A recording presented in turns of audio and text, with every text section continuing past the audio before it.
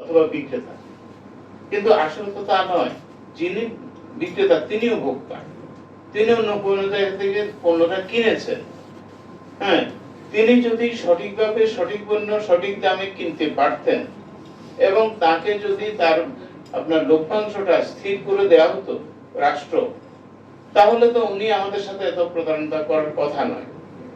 আবার অন্যদিকে আমি দেখেছি, আপনার নাম বলবো না, আমার এখানে এক বিনিয়োগকারী আপনার কোন একটা জিনিস উৎপাদনের সাথে যুক্ত থেকে বিক্রির সময় বাজারে যখন যে পণ্যটার দাম বেশি, মানুষ অসহনীয় পর্যায়ে আছে, ওই বিনিয়োগকারী ওইটা বিক্রি করে দিয়েছেন ওনার নিজের এখতিয়ারের বাইরে থেকে, কারণ এটাতে লাভ বেশি।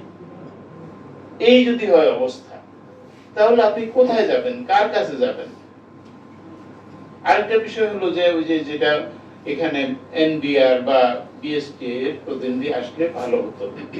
এটা I believe it and I support ইট।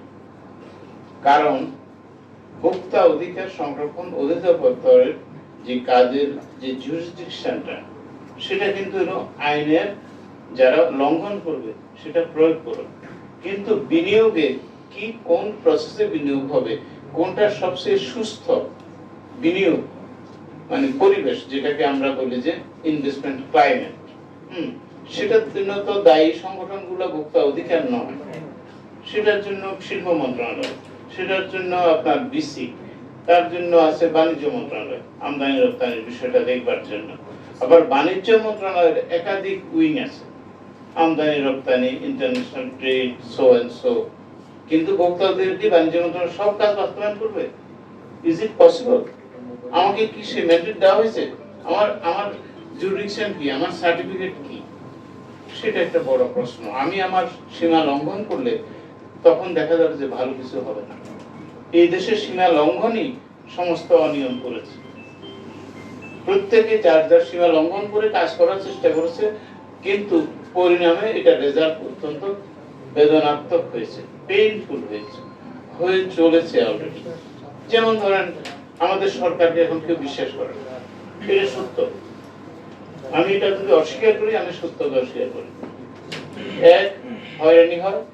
দুই, সরকার মানে হলো যে লম্বা প্রসেস থাকে এবং যার মধ্য দিয়ে দেখা যায় যে জিনিসটা দুদিনে হওয়া সম্ভব সেটা 2 মাস চলে যাচ্ছে, এমনকি 2 বছরও চলে যাচ্ছে। এমনকি সরকার টু সরকারও এটা হচ্ছে।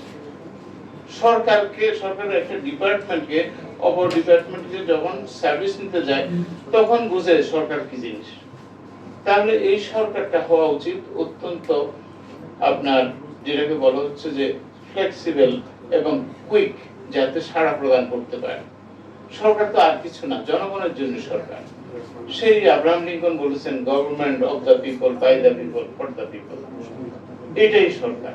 এটা যদি হয়ে থাকে, জনগণ আমার কাছে যখন আসবে তার যত কুইক সেবা দেয়া যায়, আই উইল বি কি বলে sincere, I must be sincere, I must be responsible.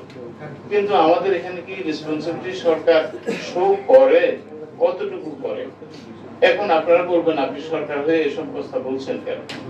না, এভাবে মানে আমাকে কোন সরকারের কাছে সাধারণের প্রত্যাশা অনিয়ম নয়, দুর্নীতি নয়, হয়রানি নয়, এবং তাকে আপনার কি বলা যায় সাফার করানো, এটা সরকারের তো কাজ কোথাও লেখা নাই। আমার rules of business, allocations of business, আমার সংবিধান, আমার যে সার্ভিস রুলস বা অন্যান্য আইনগুলো আছে, কোথাও কি বলা আছে তুমি তোমার কাছে লোক আসিলে তাহাকে হয়রানি করতে থাকবে, তাহার থেকে 10% ঘুষ নিবে, তাহাকে ইহা করিবে ইহা করিবে? অর্থাৎ জনগণের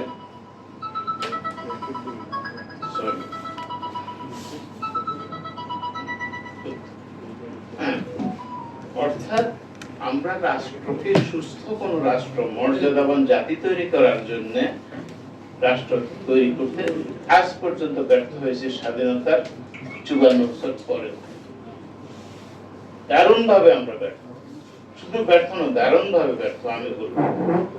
আমি মেবি রং, কিন্তু আজকে রাষ্ট্রটাই তৈরি করতে হবে। আজকে রাষ্ট্র তৈরি করার এদিকে না গেলে আপনার বিনিয়োগ, বাণিজ্য, রপ্তানি আমদানি কোনো কিছুই আমরা সুস্থভাবে পাবো না।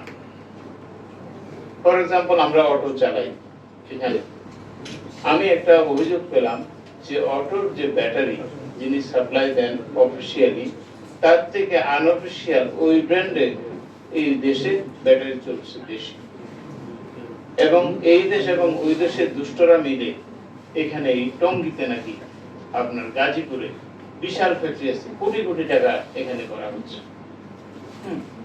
আচ্ছা, তারপরে আপনার এই যে বললেন যে বিভিন্ন সুপার শপ, ঈদের আগে, রমজান ঈদের আগে সুপার শপ থেকে আমাকে ফোন করা হচ্ছে যে আমাদের টিম গিয়ে নাকি সুপার শপের ভাবমূর্তি নষ্ট করতেছে।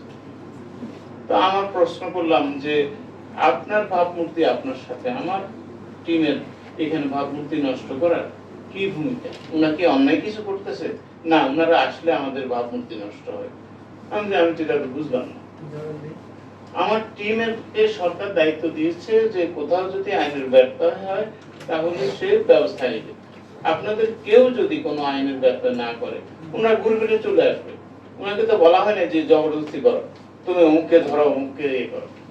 হ্যাঁ, তাহলে বোঝেন, অর্থাৎ আমরা যারা বিক্রেতা, আমরা যারা বিভিন্ন জায়গায় যুক্ত আছি, আমাদের এই ক্লাইমেটটাও একেবারে সুস্থ নয়। তাহলে আমার ভোক্তা অধিকারের কোনো দরকারই ছিল। অনেক দেশে ভোক্তা অধিকারের যেখানে করা হচ্ছে সেখানে হচ্ছে এক্সট্রিম পরিবেশ, যে শতকরা 90টা ক্ষেত্রে বা 99 ক্ষেত্রে আইন মানা হচ্ছে, একটা ক্ষেত্রে কোথাও বিচ্যুত হচ্ছে, সেটাকেও আমরা ঠিক করব। সুতরাং ভোক্তা অধিকার নামে একটা আলাদা আপনার সংগঠন থাকুক, তাহলে যাতে ভোক্তারা দৈনন্দিন যে সমস্ত দ্রব্যাদি ক্রয় করেন, পণ্য ক্রয় করেন, সেখানে যাতে একজনও যাতে প্রতারিত না হোক, সেই অবস্থা। আর আমাদের দেশে কি, আমাদের যেটা সার্ভে আছে এবং ইয়ে আছে, বাস্তবে আজকে যাকে জরিমানা করা হয়, কালকে উনি আবার একই আইন লঙ্ঘন করছে। আমি যদি ভুল বলে না থাকি, এটা আমি দেখেছি।